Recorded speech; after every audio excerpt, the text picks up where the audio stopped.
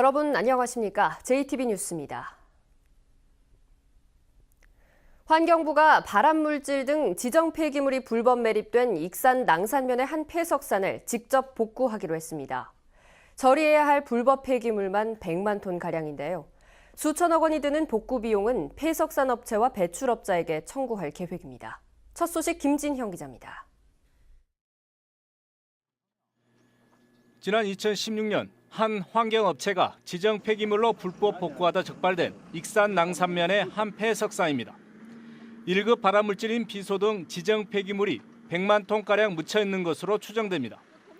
환경부는 환경오염 원인 제공자인 환경업체와 폐기물 배출업체에 지난해 8월까지 불법 폐기물을 치우라고 명령했습니다. 복구 기간이 오는 8월로 1년 더 연장됐지만 복구는 시작도 않고 있습니다. 사실상 오는 8월까지 복구가 어려운 상황입니다. 환경부와 전라북도, 익산시는 폐석산에 묻힌 폐기물 처리와 관련해 행정 대집행으로 가닥을 잡고 있습니다. 환경업체와 배출업체가 약속 기간까지 복구하지 못하면 행정 대집행을 통해 폐기물을 직접 처리하기로 했습니다. 또 환경업체와 배출업체에 대해서는 고발 조치할 방침입니다. 행정 대집행은 계획 수립 등을 거쳐 내년 2월쯤 들어갈 것으로 보입니다. 2,900억 원가량 소요되는 복구 비용은 환경업체와 배출업체에 청구할 방침입니다. 정부와 전라북도 시가 예산을 사전에 확보를 한 후에 대집행 수행 후 그 비용을 갖다가 복구 비용에 대해서 배출업체에 대해서 추징을 환수할 계획에 있습니다. 폐석산 불법 매립이 적발된 지 3년 만에 복구 작업이 세금으로 우선 진행되게 됐습니다. JTB 뉴스 김진영입니다. 건조한 날씨에 바람마저 강하게 불면서 4건의 산불이 잇따라 발생했습니다. 이번 주에 비 소식이 있긴 하지만 당분간 각별한 주의가 필요합니다. 나금동 기자입니다.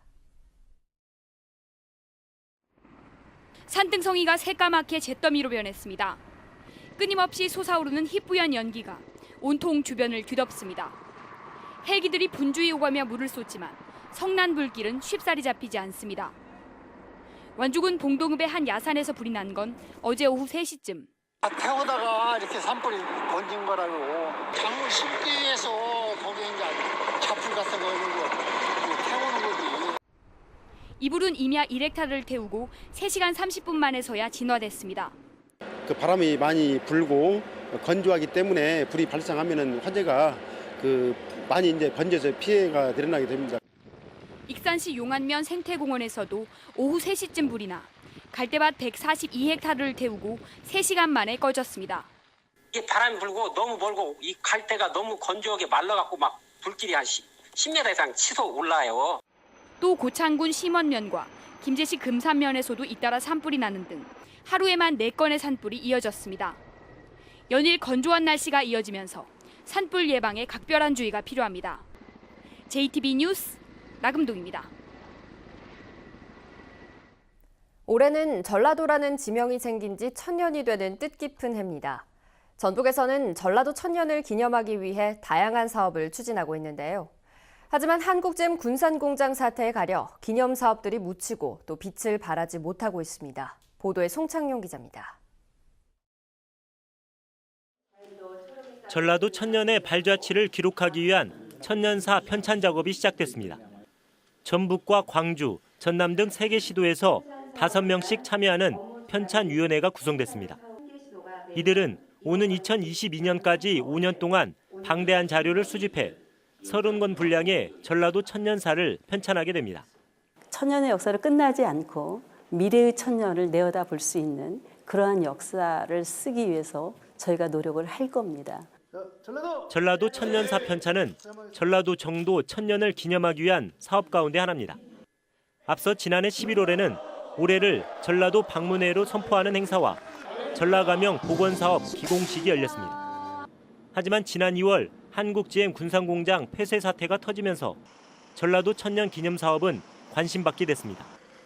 여기에 전라도 새천년공원 같은 핵심 사업은 예산을 확보하지 못해 지지부진한 상황입니다. 전라북도가 뒤늦게 GM 사태에 대응하면서 전라도 천년 기념 사업을 챙기기로 했지만 좀처럼 분위기가 살아나지 않고 있습니다.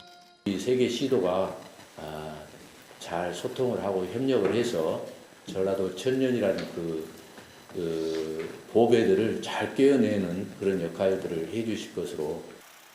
전라도 천년의 역사를 새롭게 조명하고 도민의 자긍심을 되살릴 수 있는 천금 같은 기회가 허망하게 사라지지 않을까 우려되고 있습니다. JTB 뉴스 송창용입니다. 도내 전문대학들이 교원 양성기관 평가에서 낮은 점수를 받았습니다. 5개 대학에서 관련 학과의 정원이 감축되거나 폐과됩니다. 조창현 기자입니다. 교육부가 발표한 전문대학 교원 양성기관 평가 결과입니다. 전국 전문대 유아교육과 평가에서 도내 2개 대학이 C등급을 받았습니다. 또 다른 대학 한 곳은 최하인 2등급을 받았습니다. A등급을 받은 전국 36개 대학 가운데 도내 대학은 단 한 곳에 불과했습니다. 보건교사를 양성하는 간호학과의 평가도 비슷합니다. C등급에 2개 대학이 포함됐고 A등급은 한 곳도 없습니다. 준비는 뭐 어떤 대학이든지 다 하죠. 학과에 사활이 걸린 문제니까. 저희도 한다고 한 건데 그 심사하시는 분들이 그렇게 점수를 주셨기 때문에. C등급을 받은 대학은 정원의 30%가 감축되고 2등급 대학은 학과가 폐지됩니다. 따라서 유아교육과 폐지가 결정된 서해대는 올해 입학생이 졸업하면 학과가 사라집니다. 교육부는 우수 교원을 양성하기 위해서 지난 1998년부터 5년 주기로 교원 양성기관 평가를 실시해 부실학과의 정원 감축을 유도하고 있습니다. 이번 교원 양성기관 평가 결과에 따라 도내에서는 100여 명, 전국적으로는 770여 명의 관련 학과 정원이 줄어들게 됩니다. 학령 인구 감소로 가뜩이나 학생 모집에 어려움을 겪고 있는 도내 전문대학들이 부실한 학교 운영으로 강제적 구조 조정에 내몰리고 있습니다. JTB 뉴스 조창현입니다. 국민의당 통합 반대파가 민주평화당으로 새 출발한 지도 벌써 2달이 지났습니다. 전북에서만큼은 여당인 민주당과 맞대결 구도를 만들겠다는 포부지만 지방선거를 앞두고 지지율이 계속 추락해 위기감이 커지고 있습니다. 이승환 기자의 보도입니다. 평화당이 출범했던 2월에만 해도 분위기는 그리 나쁘지 않았습니다. 유력 정치인들이 대거 참여했고 정당 간의 경쟁이 지역 발전에 더 도움이 될 수 있다는 안팎의 기대감 때문이었습니다. 하지만 한국갤럽 조사 결과 2월 말 전라권에서 4에서 5%대를 기록했던 지지율은 계속 하락하면서 1에서 2% 수준까지 떨어져 텃밭인 호남에서도 좀처럼 반등하지 못하고 있습니다. 이명박 전 대통령의 구속과 남북 화해 무드 같은 대형 현안에 떠밀려서 당의 입지가 축소됐기 때문이라는 게 자체 분석입니다. 여기와 맞서고 있는 자유한국당과 여야는 1대1 구도가 되기 때문에 동반 상승이 되고 있는데요. 여기 낀 우리 민평당 같은 경우는 목소리 내기가 참 어려운 상황이죠. 선거가 불과 70여일밖에 남지 않았지만 아직까지 도지사 후보도 내지 못하고 있고 민주당을 겨냥한 골프와 봉침 공세에 치중하면서 스스로 대안과 정책을 이슈하지 못하고 있기 때문입니다. 변화, 개혁 이것이 우리 정당이 나아갈 방향이라고 보고 있는 것이지 우리는 그것을 결코 주안점으로 삼고 있지는 않습니다. 평화당은 이 때문에 최대한 빠른 시간 안에 지방선거에 진용을 갖추고 지역 공약 등을 마련한다는 계획입니다. 지방선거가 눈앞에 닥친 상황에서 속절없이 떨어지는 지지율은 민주평화당으로서는 심각한 고민이 아닐 수 없습니다. 도내 간판 정치인들이 대거 참여한 만큼 정치력을 발휘해서 돌파구를 마련할 수 있을지 지켜볼 일입니다. JTB 뉴스 이승환입니다. 전주 도심 하천에 최대 10마리의 수달이 살고 있는 것으로 조사됐습니다. 그동안 보호 대책이 미흡하다는 지적이 이어져 왔는데 본격적인 대책이 마련됐습니다. 오정현 기자입니다. 봄볕 아래 일광욕을 즐기는 수달. 몇 차례 모래를 헤집고는 금세 사라집니다. 밤에도 나타나 열심히 땅을 파는가 싶더니 카메라 쪽을 응시하기도 합니다. 전주 도심 하천에 사는 수달 가족은 최대 10마리인 것으로 조사됐습니다. 도심을 가르는 물에 수달이 돌아왔다는 건 그만큼 수질이나 생태 환경이 나아졌다는 걸 의미합니다. 하지만 도심 수달이 처음 발견된 시점이 10년 전인 점을 고려하면 개체수가 늘어난 속도는 기대치를 훨씬 밑돌고 있습니다. 이렇다 할 보호 대책이 없다 보니 그동안 수달이 차에 치여 죽는 경우도 적지 않았기 때문입니다. 수달이 지속 가능하게 공존할 수 있는 조건은 마련이 되어 있는데 현재 그 전주천의 그 재해 방지 공사라든지 그다음에 자동차의 빛 이런 인위적인 요소들이 수달의 서식에 조금 위협이 될 수 있기 때문에 전주시도 대책 마련에 나섰습니다. 수달이 안전하게 도로를 건너도록 생태 통로를 만들고 출현이 잦은 곳엔 안내판도 세운다는 계획입니다. 보호구역을 지정하는 것도 검토하기로 했습니다. 수달 보호구역 지정에 관해서는 개발행위 제한이라든지 장단점이 내포되어 있기 때문에 시민 공론화 과정을 거쳐서 전주시는 하천 개발 시에도 수달 보호를 염두에 두고 수달 보호 사업을 지속적으로 발굴한다는 계획입니다. JTB 뉴스 오정현입니다. 순창군이 발효산업과 관광을 융합하는 단지 조성을 시작했습니다. 장수군은 시티투어 버스를 운행합니다. 권대성 기자입니다.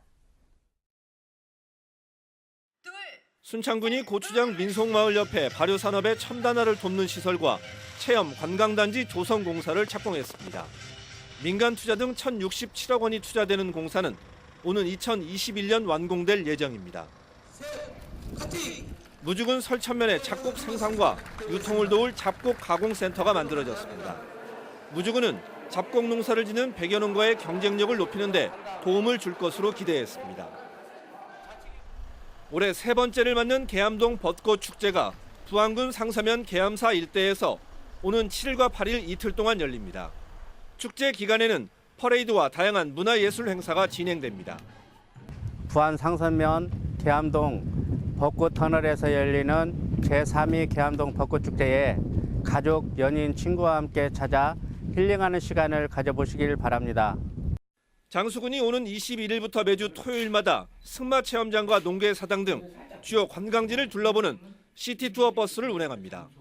전주 한옥마을에서 출발하는 시티투어 버스 요금은 어른을 기준으로 9,000원입니다.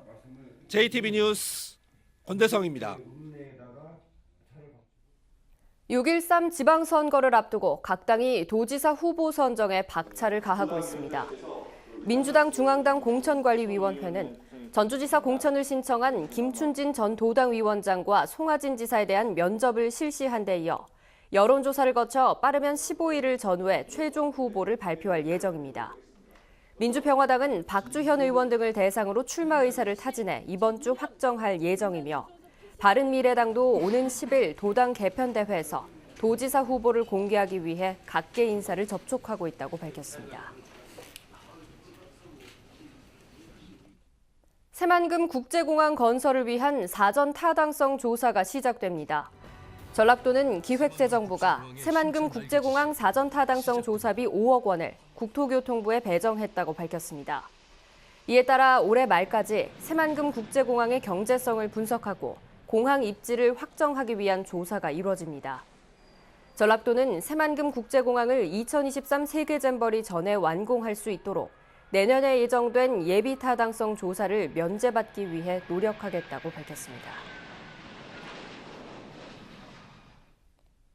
전북교육청이 역사 국정교과서 반대 시국선언에 참여했던 1,200여 명의 교사들을 징계하지 않기로 했습니다. 전북교육청은 최근 교육부 진상조사위가 박근혜 정부의 역사 국정교과서 추진을 반헌법적이고 불법적인 국정농단 사건으로 규정함에 따라 징계 원인이 사라졌다고 판단해 관련 절차를 진행하지 않기로 했습니다. 또 적극 가담자로 분류해 교육부가 직접 고발한 교사 5명에 대해서는 고발 취하를 요청하기로 했습니다. 100년 만에 발굴 조사가 다시 시작된 익산 쌍릉에서 인골이 담긴 나무 상자가 발견됐습니다. 문화재청은 익산 쌍릉 대왕릉에서 백제 사비도읍기의 전형적인 횡열식 석실분과 인골과 토기, 장신구 등이 담긴 나무 상자를 확인했다고 밝혔습니다. 문화재청은 일제강점기인 1917년에 쌍릉을 발굴한 일본인 야스이 세이치가 무덤 주인공의 인골을 모아 봉안한 것으로 추정하고 인골의 연대 등을 확인하고 있습니다. 부산에서 일본 뇌염을 전파하는 작은 빨간집 모기가 올 들어 처음으로 확인돼 전국에 일본 뇌염 주의보가 발령됐습니다.